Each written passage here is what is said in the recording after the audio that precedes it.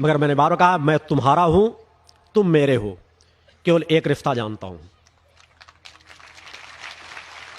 और जिस दिन उस रिश्ते को तुम समझ जाओगे, जिस दिन उस रिश्ते को तुम जान जाओगे, तुम्हारी अपूर्णता अपने आप पूर्णता में बदलती चली जाएगी। रास्ता एक है, यदि कुआं खोदोगे तभी स्रोता प्राप्त होगा। मैं पानी तो पिला सकता हूं, मगर स्रोता तो तुम्हारे अंदर खोदना ही पड़ेगा।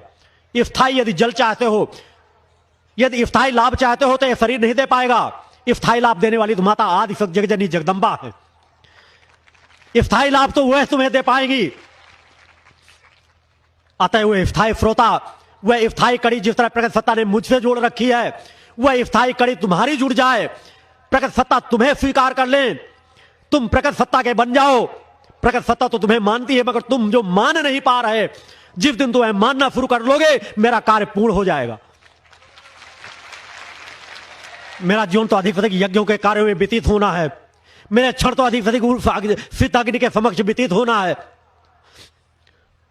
केवल मेरे भावों को समझ लो, मेरे विचारों को समझ लो।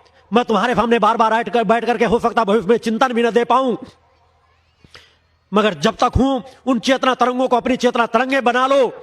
कम कम कुछ अनुभूतियां प्राप्त करने के पात्र बन जाओ, तो तुम्हें मार्ग तो मिलने लगेगा, तुम्हें विचार तो मिलने लगेंगे।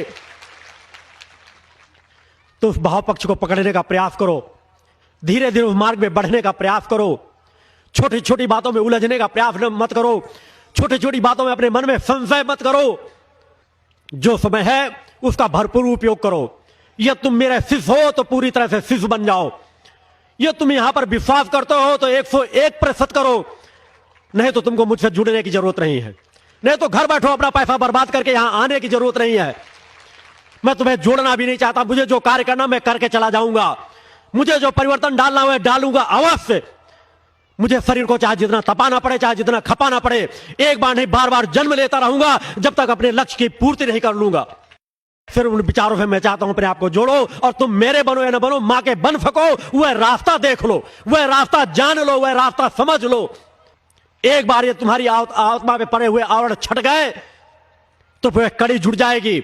इसलिए मैंने कहा 108 यज्ञों के माध्यम से मैं उसे दिव्य धाम में तुम्हें स्पर्श करा दूंगा, उस दिव्य धाम में खींच लूंगा कि अगर उस दिव्य धाम में एक बार तुम्हारा प्रवेश हो गया तो आगे आने वाले हजारों जन्म तुम्हारे सुधर जाएंगे।